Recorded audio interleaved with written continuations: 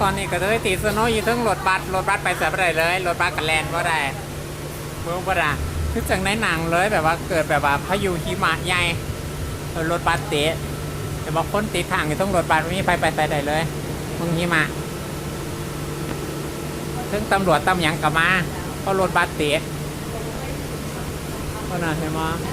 โอ้ย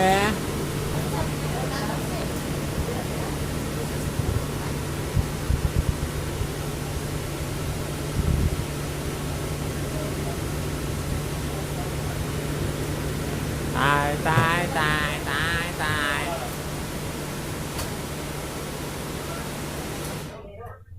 โอ้ยเพิ่นดับรถแล้ว I'm gonna go up and look. Well, apparently even David at Shaughnessy, Yeah. there's a guy that's stuck there. Oh,